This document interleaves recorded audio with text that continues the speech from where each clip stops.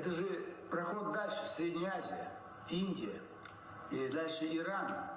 Иначе будет пробка. Казахстан, если там станет режим проамериканский, проталибский, происламский, прокитайский, все это не в нашу пользу. Нам нужны пророссийские режимы. Вот. Там должен быть русский во главе этой республики. Или премьер-министр русский. Или руководитель парламента должен быть русский. Там их почти 3 миллиона, а было 6. Где половина русских? Выехали.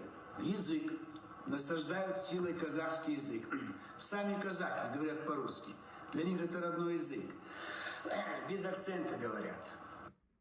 Ну вот, Жириновский при жизни, люди у нас ошибочно воспринимают Жириновского как шута, ну это стиль его такой, он политиком таким на маргинальную часть населения России, вот они, как это Ефимов говорил, сверхольников одни, либералов, другие демократы, третьи, там маргиналы, кто-то, вот вам, пожалуйста, маргинал. Да, он не дурак, это политтехнолог, он определял технологии, там политические тренды задает. Путин к таким людям прислушивался, в частности, я неоднократно не отмечал, что вот появление Вагнера, вот этих, то, что из тюрем будут людей привлекать на войну, вот я в видео показывал, в 2014 году там заседание у них было какое-то, Путин участвует, депутаты, и Жириновский там идею свою высказал.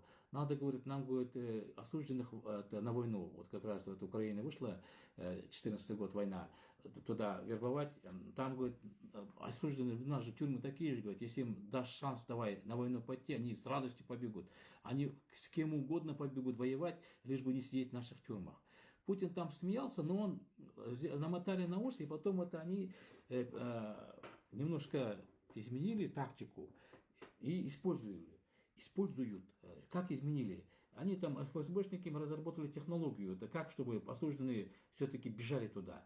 Так вот, 2014 года они начали практиковать процедуру опускания, так называемая. Кто криминальным миром знаком, вот эта тематика, они знают, что такое опускание. Это насилуют мужчину, снимают на камеру. И вот они, любой, кто попал в ВВС, в СИЗО, в колонии, они по надуманным причинам, кого им надо, контингент, десятками тысяч насиловали. Об этом Владимир Осечкин, руководитель проекта «ГУЛАГу нет», хорошо подробно рассказал. В 2021 году в октябре к нему перебежал Савельев, гражданин Беларуси, который сидел в Саратовской области, ОТБ, областная туберкулезная больница. И там вот в окрестных зон людей туда загоняли тысячами и опускали. Он там компьютерщиком был. Его задача была выдавать этим конвойным этим сотрудникам колоний камеры, и вот осужденные там, каста есть сами опущенные, их опускали, это снимали на камеру, там в извращенной форме там, и вот это все видео складировал Савельев, отправлял в Москву. Там в Москве их обрабатывали десятки тысяч. И затем они потом, когда война началась, вот в 22 году, они начали вот эту процедуру, разрешение подписал там Путин, руководитель Кабмина, чтобы использовать осужденных, если они заявят желание воевать. Они, конечно, заявят, потому что им говорили, вот это видео мы сейчас отправим в колонию, распространим, что ты опущенный. Соответственно, ты будешь жить с опущенными. И там все бегут, лишь бы это не попало. Он знает лучше, чем жить в касте опущенных, лучше там повоевать. Шанс есть. И вот они вот так решали вопрос.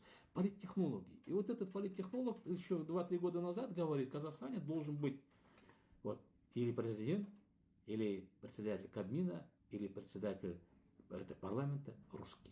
Вот они реализуются, русские. Мафиози, Путин, петербургские бандюганы, вот сегодня провели работу, убрали Кабмин. Ну, это аналогия с этим бандитским Петербургом. Продолжаем. Вне всякого сомнения, череп из бандитского Петербурга является самым загадочным персонажем в истории российских сериалов, тайное прошлое которого так и осталось нераскрытым. Ни в сериале, ни в книге черепу не уделяют никакого внимания, однако зрителям и читателям запомнился этот образ. На момент основных событий мы наблюдаем реинкарнацию человека, или то, что от него осталось. Когда череп пытал или допрашивал пленных с целью получения информации, в этот момент им казалось, что будто бы сама смерть смотрит им в глаза. Методика допросов черепа по-настоящему пугала даже самых законченных отморозков. Да и в братве поговаривали, что даже сам антибиотик побаивался бывшего подполковника КГБ. И именно поэтому Палыч